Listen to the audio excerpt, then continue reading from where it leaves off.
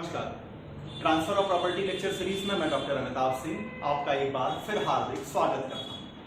आज बात करेंगे सेक्शन नंबर 51 की। सेक्शन 51 जो एक इक्विटी के कॉन्सेप्ट को डिस्कस कर रहा है। क्या है वो concept? He who seek equity must do equity. जो भी व्यक्ति न्यायालय से जस्टिस की बात कर रहा है, इक्विटी की बात कर रहा है, उसे खुद भी न्याय करना होगा।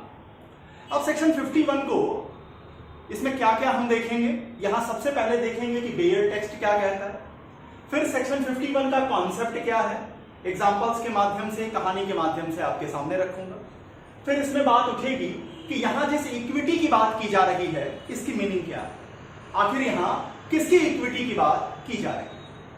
फिर बात आएंगे कि सेक्शन 51 का जो प्रॉफिट मिलेगी, सेक्शन 51 की जो एप्लीकेशन होगी वो सिर्फ एब्सोल्यूट ट्रांसफर पर ही मिलेगी।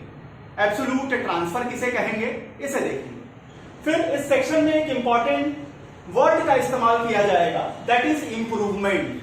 अब इंप्रूवमेंट की मीनिंग क्या होती है सेक्शन 51 के लिए। फिर बात उठेगी कि जो आदमी इविक्टर है, जो आदमी दूसरे व्यक्ति को निकाल रहा है इमूवेबल प्रॉपर्टी से, उसके पास कौन से ऑप्शंस अवेलेबल होंगे, वो किन किन ऑप्शंस का इस्तेमाल कर सकेंगे। और सबसे बाद में ये देखेंगे एक प्रोवर्ब इस्तेमाल किया जाता है, एस्टॉपेल बाय एक्विसेंस। तो एस्टॉपेल बाय एक्विसेंस और सेक्शन 51 कई विद्वानों का कहना है कि मिलते जुलते हैं, लेकिन ऐसा नहीं है। एस्टॉपेल बाय एक्विसेंस एक अलग कॉन्सेप्ट है और सेक्शन 51 में he who seeks justice must do justice और इक्विटी, ये एक अलग कॉन्सेप्ट है। तो देखेंगे कि आखिर सेक्शन 51 और एस्टॉपेल बाय एक्विसेंस में क्या डिफरेंस है। इतनी चीजों को लेकर आज का ये लेक्चर रहेगा। अब सेक्शन 51 को शुरू करूं इसके पहले आपके सामने एक सवाल रखता हूं कि मान लीजिए एक व्यक्ति किसी इमूवेबल प्रॉपर्टी में इंटरेस्ट को गेन करता है, किसी इमूवेबल प्रॉपर्टी पर वो टाइटल को गेन करता है। जिस व्यक्ति ने ये टाइटल गेन किया है उसे ये विश्वास है कि उसका टाइटल बहुत ही बेहतर है, उसने एक अच्छा टाइटल गैदर किया है। लेकिन एक दूसरा व्यक्ति उसके सामने आता है और उसके ऊपर मुकदमा करता है। मुकदमा करता है कि उसका टाइटल आपके टाइटल से ज्यादा अच्छा है। अब जिस व्यक्ति ने टाइटल गैदर किया है उसने उस इमूवेबल प्रॉपर्टी में इंप्रूवमेंट की है, उस इमूवेबल प्रॉपर्टी की वैल्यू को इनहांस कर दिया है। अब दूसरा व्यक्ति जो उसके इस टाइटल को चैलेंज कर रहा है, न्यायालय उसके फेवर में फैसला दे देती है। मतलब जो चैलेंज करने वाला व्यक्ति है, कोर्ट उसको कहती है कि आप पोजीशन लीजिए और पहले व्यक्ति को बाहर जाने का आदेश मिलता है। अब एक प्रश्न आता है जिसे आप सबसे पहले अपने आप से ही पूछिए कि ऐसी सर्कमस्टांस में क्या वो व्यक्ति जिसने प्रॉपर्टी में इंप्रूवमेंट की, क्या वो डिफीट कर जाएगा? क्या उसे कोई रेमेडी नहीं मिलनी चाहिए?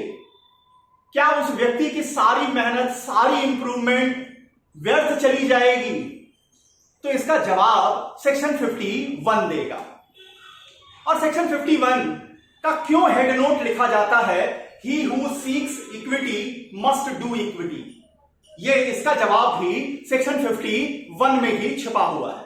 तो देखते हैं सेक्शन 51 कहता क्या है। सेक्शन 51 का जो बेयर है वो कह रहा है कि when the transferee of immovable property makes any improvement on the property believing in good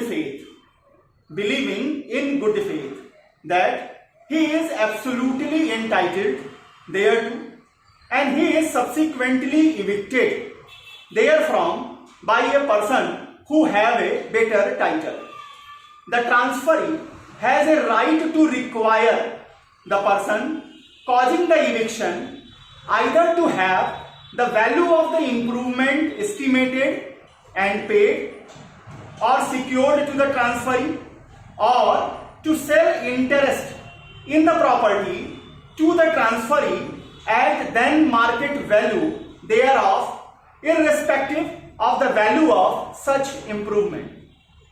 The amount to be paid or secured in respect of such improvement shall be estimated value thereof at the time of eviction. When under the circumstances aforesaid the transferee has planted or sown on the property crops which are growing, then and when he is evicted therefrom, then he is entitled to such crops and to free ingress and egress to gather and carry them.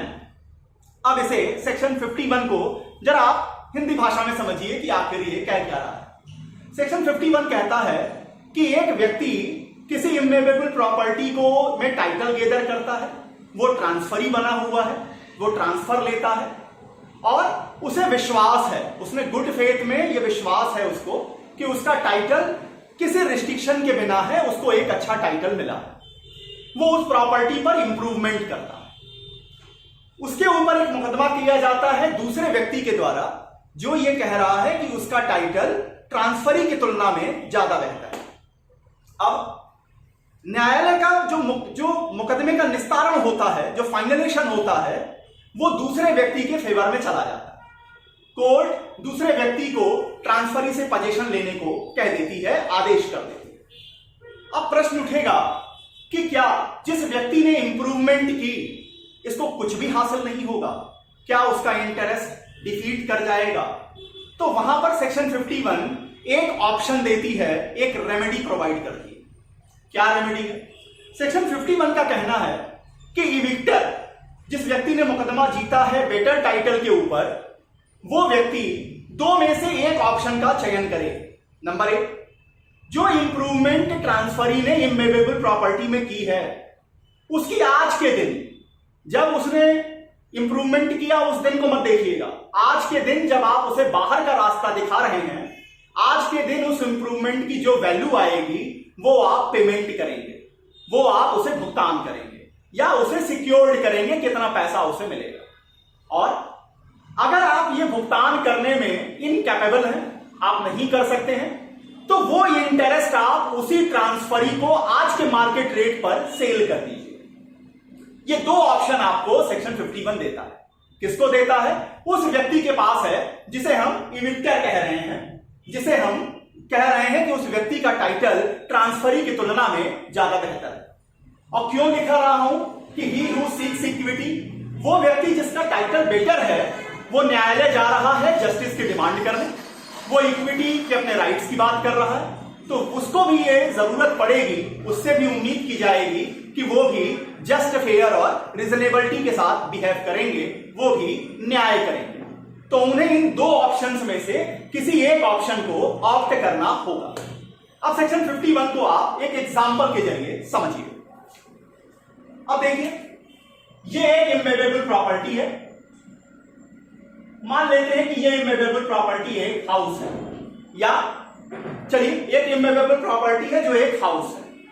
अब रमेश जो है इस immovable property को transferee के रूप में behave करता है। रमेश कौन है? ये ट्रांसफरी। ये इस हाउस में इंप्रूवमेंट करते हैं। अब समझिए इंप्रूवमेंट का मतलब क्या है। इंप्रूवमेंट को आप ऐसे समझिए कि अगर मान लीजिए ये हाउस टूटी फूटी कंडीशन में है, ध्वस्त होने के कगार पर मकान है, और आप सिर्फ उसमें सपोर्ट खड़ा कर देते हैं, उसको सिर्फ मेंटेन कर देते हैं, तो उतने से ही ये इंप्रूवमेंट के डिफिनीशन में नहीं आएगा। इंप्रूवमेंट कहने का मतलब ऐसे substantial changes which causes enhancement in the value of the property, ऐसे सारे परिवर्तन जो कि उस इमूवेबल प्रॉपर्टी की वैल्यू को इंक्रीज करें, सिर्फ वही इंप्रूवमेंट में शामिल होंगे, वही इंप्रूवमेंट की डिफिनीशन में आएंगे। अब रमेश जो कि ट्रांसफरी है, इनको गुड फेथ है, ये गुड फेथ में इन्होंने एक्ट किया है, और इनका क्या है कि ही हैव बेस्ट टाइटल। इनको जो टाइटल मिला है वो बेस्ट है, ऐसा इनका बिलीव है। अब गुड फेथ जब हम वर्ड यूज कर रहे हैं तो वहां यह भी समझिएगा कि सेक्शन 51 का गुड फेथ का मतलब है कि यहां ट्रांसफरी को कहीं ना कहीं इंक्वायरी करनी होगी। किससे इंक्वायरी करेंगे? जिस ट्रांसफरर से इन्होंने इंटरेस्ट गैदर किया है वहां इन्होंने एक्टिवली पार्टिसिपेट किया है, इंक्वायरी करके ही इस ट्रांजैक्शन को किया। अब इस हाउस प्रॉपर्टी में इन्होंने इंप्रूवमेंट किया। क्या इंप्रूवमेंट किया? ये हाउस प्रॉपर्टी टूटी फूटी कंडीशन में थी, उन्होंने उसको डिमोलिश करवाया और एक मल्टी स्टोरी बिल्डिंग खड़ी कर। अब यहां तक तो सब कुछ ठीक जा रहा था। अब इसके बाद सुरेश आ जाते हैं। सुरेश जो है वो केस फाइल करते हैं। केस फाइल करते हैं किसके ऊपर? रमेश के ऊपर। किस ग्राउंड के ऊपर?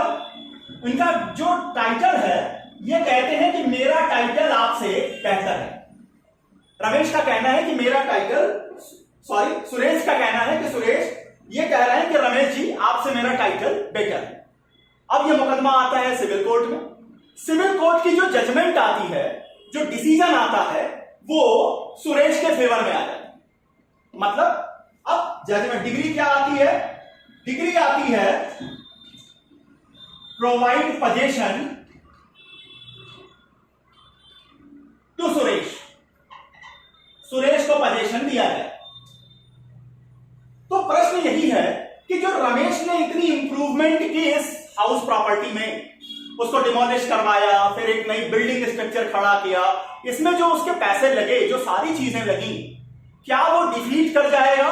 तो सेक्शन 51 कहता है कि ऐसा नहीं है।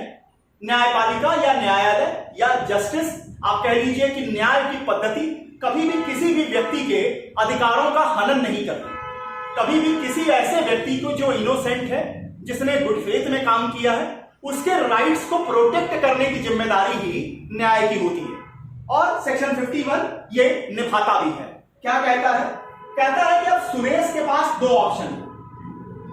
कौन कौन से ऑप्शन है? पहली बात तो यह है, he provide value of improvement, value of improvement at market value, at market price on the date of eviction, on the date of eviction. किसको देंगे? रमेश को देंगे। किसको देंगे? उस ट्रांसफरी को देंगे जिसने इंप्रूवमेंट की है। और क्या करेंगे अगर नहीं दे सकते हैं तो? Sell his interest. किसको सेल करेंगे? ये भी आप रमेश को ही करेंगे। अब देखिए, बहुत ये काफी एक ऐसा कॉन्सेप्ट है जो एग्जामिनेशन में हमेशा पूछा जाता है, इंपॉर्टेंट भी है, समझ के चलिए इसे। ये काफी जगह आपकी मदद करेगा और डेली लाइफ में भी हम इसके साथ देखते हैं, ऐसी प्रॉब्लम आती है।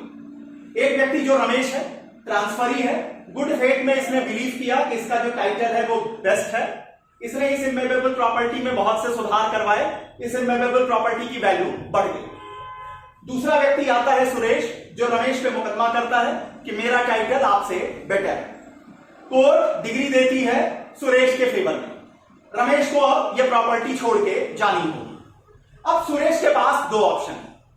जो रमेश ने जितना भी उसने इंप्रूवमेंट किया है, आज के दिन जिस दिन आप रमेश को बाहर कर रहे हैं, उस दिन उसकी मार्केट वैल्यू क्या है, उस मार्केट वैल्यू को आप या तो प्रोवाइड कीजिए रमेश को, और अगर आप कैपेबल नहीं है इतना पैसा देने में, तो आप वो इंटरेस्ट जिसको आप क्लेम कर रहे हैं, वो इंटरेस्ट आप रमेश के पास ही, मतलब ट्रांसफरी के पास ही आज के मार्केट वैल्यू पर आप सेल कर दीजिए। ये कॉन्सेप्ट है सेक्शन नंबर 51 का। अब आइए, ये केवल एब्सोल्यूट ट्रांसफर पे ही लागू होता है। मतलब क्या है? ये सेल के केस में लागू होगा, गिफ्ट के केस में लागू होगा, एक्सचेंज में लागू होगा, लेकिन लीज और मॉर्गेज पर सेक्शन 51 अप्लाई नहीं करेगी। आगे बढ़ते हैं। मीनिंग ऑफ इंप्रूवमेंट क्या है आपको बता दिया। इंप्रूवमेंट कहने का मतलब है ऐसे सब्सटैंशियल चेंजेस जिससे उस प्रॉपर्टी की वैल्यू इनहांस होनी चाहिए। अगर सिर्फ आपने प्रॉपर्टी को मेंटेन किया है, एक घर गिर रहा था, आपने उसको गॉटर से सपोर्ट कर दिया है, एक पिलर दे करके उसको सपोर्ट कर दिया है, आपने पता चला घर पुराना हो गया था, उसको रंग रोजन करा दिया है, व्हाइट वॉश करा दिया है, तो इन चीजों को हम इंप्रूवमेंट में नहीं मानेंगे। अब आगे आते हैं। ऑप्शन क्या है इविक्टर के पास? इविक्टर के पास दो ऑप्शन है। या तो इंप्रूवमेंट की आज के दिन, जिस दिन आप उस व्यक्ति को निकाल रहे हैं, उस व्यक्ति को आज के दिन जितना भी उसने इंप्रूवमेंट किया है उसकी मार्केट वैल्यू जो बनती है वो प्रोवाइड करें, या अगर आप नहीं दे सकते हैं तो वो इंटरेस्ट आप उसी पर्सन को जो ट्रांसफरी है, जिसने इंप्रूवमेंट किया है, उसको आप आज के मार्केट रेट पर सेल कर दीजिए। अब आते हैं स्टॉपल बाई एक्विसेंस किसे कहते हैं और क्यों विद्वान यहां कंफ्यूज होते हैं, जरा उसको भी समझिए। अब देखिए, इसी एग्जांपल में मैं आपको इस चीज को भी समझा देता हूं। देखिए, अब समझिए एक्विसेंस, स्टॉपल बाई एक्विसेंस कहते किसे।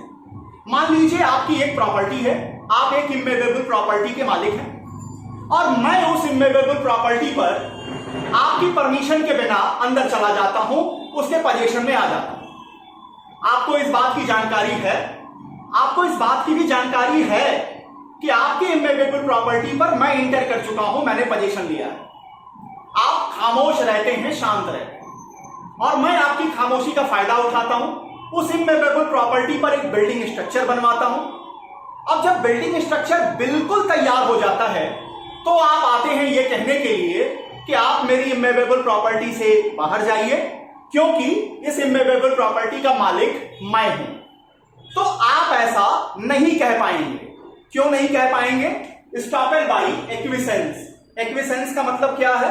जब आप मूक हो जाते हैं, जब आप गूंगे बन जाते हैं, जब आप अपने साथ गलत होते हुए देख करके भी, या किसी के साथ गलत होते हुए देख करके भी आप धृतराष्ट्र की भूमिका में आ जाते हैं कि हमें पता था, धृतराष्ट्र जानता था कि दुर्योधन गलत है, फिर भी वो आंख बंद किए रहता है। ठीक है, वो जन्मांध थे, लेकिन मन की आंखें थी, एक राजा का कर्तव्य था और वो वहां पर शांत रह गए थे। तो अगर आप ऐसा बिहेव करते हैं तो न्याय की एक और पॉलिसी है कि जो सोता है वो खोता है, और अगर आप अपने राइट्स के लिए सोएंगे तो कोई दूसरा आपके लिए युद्ध करने नहीं आएगा। तो फिर अगर आपकी इमूवेबल प्रॉपर्टी पर आपके बिना परमिशन के मैं अंदर हूं, मैंने उसमें कुछ ट्रांसफॉर्मेशन की है, तो आप मुझे बाद में आकर के रोक नहीं पाएंगे। क्यों? आप बैन कर दिए जाएंगे स्टॉपल बाई एक्विसेंस से। अब समझिए क्या डिफरेंस है सेक्शन 51 में। इक्विसेंस से जो स्टॉपल मिलता है, उसमें जो व्यक्ति ट्रांसफॉर्म करता है प्रॉपर्टी को, उसको कहीं से भी कोई परमिशन नहीं होती, उसको कहीं से भी कोई राइट नहीं मिला होता है।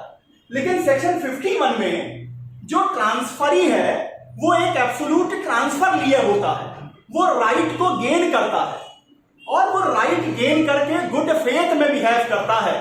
इस कारण से सेक्शन 51 में इविक्टर जो उसको बाहर कर रहा है, उसको ऑप्शंस में से एक ऑप्शन का इस्तेमाल करना होगा, जबकि दूसरी ओर स्टॉपल बाई एक्विसेंस में जो मालिक है उसे रोक दिया जाएगा अपने अधिकारों का इस्तेमाल करने से। इतनी बातें रही section number 51 transfer of property में, जो कहता है he who seeks equity must do equity. इसका मतलब जो न्याय मांगेगा उसे न्याय करना भी होगा। उम्मीद करता हूं कि सेक्शन 51 आपको समझाने में मेरा प्रयास सफल रहा। अगर मेरा ये लेक्चर सीरीज आपको पसंद आ रहे हैं, कृपया इस चैनल को लाइक कीजिए, सब्सक्राइब कीजिए, और अपने मित्रों के साथ, अपने कलीग्स के साथ, जूनियर फ्रेंड्स के साथ इसे ज्यादा से ज्यादा तरीके से शेयर कीजिए। आपका प्यार यूं ही मुझे मिलता रहे, इस कामना के साथ बहुत बहुत धन्यवाद। नमस्कार।